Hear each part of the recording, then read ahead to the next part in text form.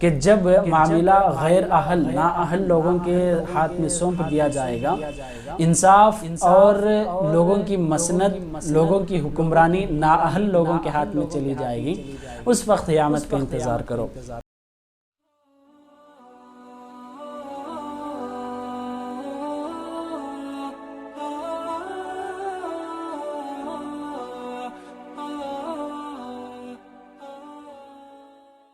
السلام علیکم ورحمۃ اللہ وبرکاتہ۔ الحمدللہ رب العالمین والصلاة والسلام علی رسولہ الکریم، اما بعد فاعوذ باللہ من الشیطان الرجیم، بسم اللہ الرحمن الرحیم۔ ان الساعة لآتیۃ لا ریب فیہا ولکن اکثر الناس لا یؤمنون۔ بے شک قیامت قائم ہوگی، اس بات میں کوئی شک نہیں، لیکن اکثر لوگ اس بات پر ایمان نہیں لاتے۔ قیامت قائم ہوگی، یہ ہر مسلمان کا یقین ہے، ایمان ہے۔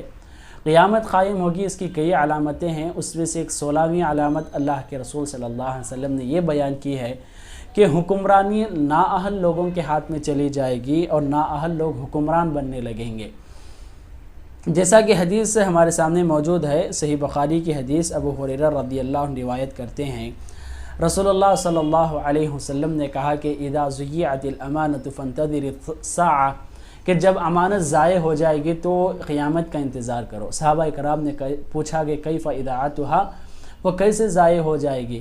تو اللہ کے رسول صلی اللہ علیہ وسلم نے یہ بیان کیا کہ اذا اسند الامر الى غیر اہلہ فانتظر الساعۃ، کہ جب معاملہ غیر اہل نااہل لوگوں کے ہاتھ میں سونپ دیا جائے گا، انصاف اور لوگوں کی مسند، لوگوں کی حکمرانی نااہل لوگوں کے ہاتھ میں چلی جائے گی، اس وقت قیامت کا انتظار کرو۔ اللہ کے رسول صلی اللہ علیہ وسلم نے صرف ہم کو اس میں اشارہ کیا ہے، جس میں کئی باتیں ہم کو نظر آتی ہیں کہ نااہل لوگ حکمران بنیں گے، جس کی وجہ سے جو دنیا کا نظام ہے، انصاف کا نظام ہے، حکمرانی کا جو اصل نظام ہے، اس کو بدل کر کے مکمل اپنے نظام، مخالف نظام میں بنا لیں گے اور اس کو بگاڑ دیں گے، اور دنیا کی حالت اور یہاں کا جو مکمل شرائط ہیں، قوانین ہیں، سب بدلیں گے، اور اس کی وجہ سے آپس میں اختلاف ہوگا، عصبیت ہوگی، آپس میں قتل اور غارت گری اور نقصان بہت زیادہ ہوگا۔ اللہ کے رسول صلی اللہ علیہ وسلم اس حدیث میں ہم کو جو بات بتائے ہیں، یہ ہمارے سامنے کھل کر نظر آ چکی ہے کہ نااہل لوگوں کے ہاتھ میں آج حکمرانی ہے۔ اچھا، حکمرانی کی بات کریں گے تو سیاست ہی حکمرانی نہیں ہے، ہر انسان اپنی جگہ پر ایک ذمہ دار ہے، تو یہ بھی حکمرانی ہی ہے کہ آج ہم دنیا کے حساب سے بات کریں یا ملک کی سطح پر بات کریں یا ایک ریاست کے حساب سے یا ایک ضلع کے حساب سے یا اپنے ایک شہر اور بستی کے حساب سے یا انسان اپنے محلے کی مسجد کے بھی حساب سے بات کریں گے، تو جو بھی عہدیدار آج نظر آتے ہیں، بہت کم ایسے لوگ ہیں جن کے پاس حکمرانی کے شرائط ان کے اندر پائے جاتے ہو، ورنہ تو اکثر ایسے لوگ ہیں جو حکمرانی کے لائق نہیں ہیں۔ نااہل لوگوں کے ہاتھ میں حکمرانی اور سیاست اور یہ تمام معاملے، تمام چیزیں ان کے ہاتھ میں پہنچ چکے ہیں۔ حکمرانی کے کئی شرائط ہیں، علماء اکرام بیان کرتے ہیں کہ ایک حاکم بننے کے لیے علم ہونا ضروری ہے، یہ پہلا شرط ہے۔ آج کئی ایسے نااہل، ناعلم، جاہل لوگ حکمران بنتے ہیں۔ ایک دوسری شرط علماء اکرام نے تجربہ بیان کیا ہے کہ علم کے ساتھ اسے تجربہ بھی ہو، اسی وقت وہ حکمران بننا چاہیے۔ اور ایک تیسری صفت آ کر انصاف کے سے بیان کرتے ہیں کہ انصاف کرنے والا ہو۔ ایک چوتھی صفت امین، امانت دار انسان ہو۔ ایک آخری آ کر یہ عمر رسیدہ ہو، جب اسی وقت جا کر ایک انسان حکمران بننے کے لائق بنتا ہے۔ مشورے کے بعد اسے بنایا جائے گا، لیکن آج نہ ہی مشورہ ہے اور نہ ہی کسی کے درمیان اتفاق ہے، نہ ہی انسان اچھے لوگوں کو چننا پسند کرتا ہے۔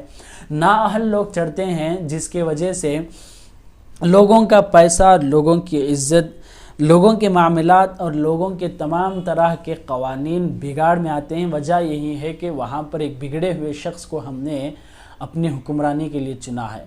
تو حکمرانی اگر بد اخلاق اور نااہل لوگوں کے ہاتھ میں چلی جائے گی، واضح بات ہے کہ ظلم عام ہوگا، واضح بات ہے کہ حق چھینا جائے گا، واضح بات ہے کہ ہر طرح کی مصیبتیں، مشکلات اور ہر طرح کے تکلیفیں ہم پر ٹوٹ پڑیں گی۔ اس طرح ہم نااہل لوگوں کے ہاتھ میں خود حکمرانی سونپتے ہیں اور خود ہم ظلم کو مول لیتے ہیں۔ ایک اور حدیث میں اللہ کے رسول صلی اللہ علیہ وسلم نے یہ بیان کیا ہے کہ لوگ خود پسند کریں گے کہ نااہل لوگ ان کا حکمران بنے۔ تو یہ بات واضح ہے، اور آپس میں اختلاف کی وجہ سے یہ بہت زیادہ ہوتا ہے کہ آپسی اختلاف کی وجہ سے ایک حکمران اور دوسرے کو حکمران بنانا، ایک کو ممبر اور دوسرے کو ممبر بنانا، یہ آپسی اختلاف کی وجہ سے ہوتا ہے۔ جب اتفاق ہو جائے تو اہل اور علم والے آگے بڑھتے ہیں۔ جیسا کہ ایک چھوٹی سی بات آپ کو بیان کر کے اپنی بات ختم کروں، ایک عالم صاحب کو ایک مسجد میں انٹرویو ہوتی ہے۔ ایک امام صاحب ایک مسجد میں ڈیوٹی کرنے کے لیے منتخب کیے جاتے ہیں۔ وہاں پر متولی لوگ جو ہوتے ہیں وہ عالم صاحب اور امام صاحب کا انٹرویو لیتے ہیں، اور ان کا سب سے پہلا سوال یہ ہوتا ہے کہ اے امام صاحب، علامات قیامت میں سے ایک نشانی بیان کرو۔ اس وقت امام صاحب نے کیا ہی بہترین جواب دیا تھا، یہ ہمارے لیے قابل نصیحت اور قابل غور طلب بات ہے کہ اس وقت امام صاحب نے کہا کہ یہ ایک نااہل، ایک جاہل، ایک عالم کا انٹرویو لینا یہ قیامت کی سب سے بڑی نشانی ہے۔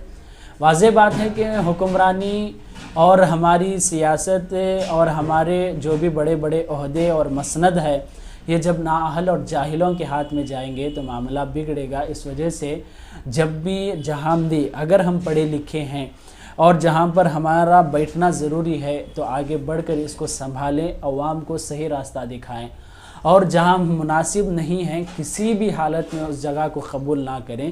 یہ ہماری طرف سے لوگوں کو اچھائی ہے۔ اللہ سے دعا ہے کہ اللہ تعالی ہم سب کو نااہل، ناعلم، بے علم لوگوں کے حکمرانی سے خود حفاظت فرمائے اور اچھے لوگوں کو منتخب کرنے کی توفیق دے۔ آمین۔ والسلام علیکم ورحمۃ اللہ وبرکاتہ۔